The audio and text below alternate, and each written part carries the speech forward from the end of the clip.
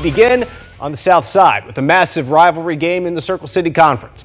Bishop Chatard beat Roncalli last year to snap a 3-game losing streak to those Royals and route to a 15-0 championship season. Let's see what Rob Doyle's bunch could get into tonight. This one, a slugfest. No score in the second. Roncalli blocks the punt. That would set them up in great field position toward the end of the first half.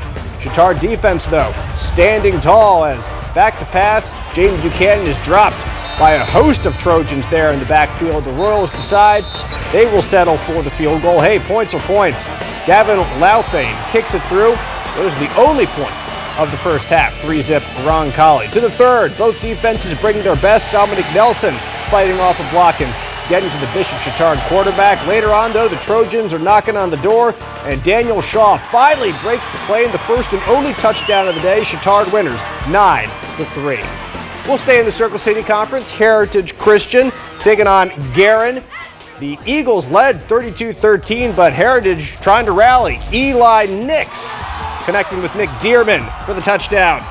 HC cuts the lead to 32-27 eventually, but Guerin has the answer. Aiden Horn takes the kickoff, finds a crease, and he is off to the races. Can anybody catch him?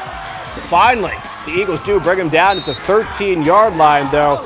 And that's danger because the Golden Eagles, Jack Linden, would plow his way into the end zone. 53-34, Guerin Catholic winners. We go to Brebeuf. Braves on the north side hosting Harrison out of West Lafayette. Raiders will be the one to get on the board first as Jack Gonzalez gets into the end zone for the Harrison touchdown. Quick answer, though, from the Braves. Off to receive this kick. Taylor Clark taking it around the outside. A 45-yard punt return. Clark all the way down the sideline for the Braves score. On the ensuing Brebeuf drive, Maverick Geske to Jay Hermerovich alone in the end zone. Brebeuf 56-28. A win over Center Grove week 1 powered Westfield to the top spot in the 6A polls. The Shamrocks kept that ranking after a week 2 victory over Carmel, one that took 2 days after a suspension of the action. Rocks fired up for this one, trying to get to 3-0. Taking on Zionsville. First possession, Westfield is facing a 3rd and 8. Carson Melvin to Parker Knott. Moving the chains for the first down for Westfield. Later on the drive, Melvin keeping it and taking it into the end zone. The 7-zip Westfield lead. Then, after a Zionsville miscue on special teams, Michael Webster bulldozes his way in. Westfield's leading 14-0 at that point. Webster can also play a little bit of defense himself as the Eagles facing 4th and goal. It is Webster picking off the pass. Westfield winners 28-10. We'll stay in the Hoosier Crossroads Conference. Avon and Hamilton Southeastern. Orioles trying to continue some good football they've played this year. Avon with the ball. That's TJ Stewart spinning through a couple of HSE tacklers until they finally bring them down. No points there. It's Hamilton Southeastern's turn now, looking for the big play, but TJ Stewart playing both sides of the ball, able to break it up right there. Now Avon back on offense and looking to do some damage. Going to the sideline, and it's beautifully picked off. Toe tap and pick by Drew Babb. 28-10, Hamilton Southeastern winners.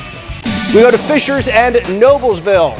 In Hamilton County, the Tigers Den always rocking. First Fishers drive of the day. Caleb Ferguson up the middle, showing his nice speed in the middle of the field, and that's a nice gain for Fishers. Later on the drive, they're threatening. The handoff is fumbled, and Noblesville able to fall on it. No points on the drive for Fishers. To the second quarter we go. Noblesville's ball now. Israel Oladipupo in for the touchdown. Gives Noblesville 7 points. Now the Millers looking for more. Jeff Hutton though comes off the edge for the Fishers sack. In overtime, the Tigers win 17-14. Before this season began, the thought that Ben Davis would be 0-2 after 2 weeks would be pretty laughable. But the reigning 6A champion Giants are not laughing now after dropping a pair to start the year and trying to bounce back against 2-0 Pike. West Side rivals meeting tonight. And BD would get off to a great start. Elijah Price, 1 cut, and he is gone. Get this guy involved more. You'll do better. 72 yards to the house. It is 21-6 Ben Davis after that score. First and goal Giants later on. Danny Adioba for Pike making the stop there in the backfield. Good defense from the Red Devils, but Ben Davis on this drive would find pay dirt. The QB keeper by Isaiah Rogers in for another giant score. Pike desperate to make anything happen, but put the ball on the ground, bad things happen. Ben Davis gets the win, 38-14 over Pike. At North Central, it's a make battle between the Panthers of NC and Dubsy, Warren Central. Warriors ball. Handoff, James Clark around the corner to the sideline, lower in the shoulder, breaking through a tackle or two before he's finally taken out of bounds. That sets up Keith Jackson going off the left side for the touchdown. And Warren would get a couple points, and that Warren defense is tremendous. North Central trying to keep pace on the defensive end, getting the quarterback sack, but Warren Central winners 30-0.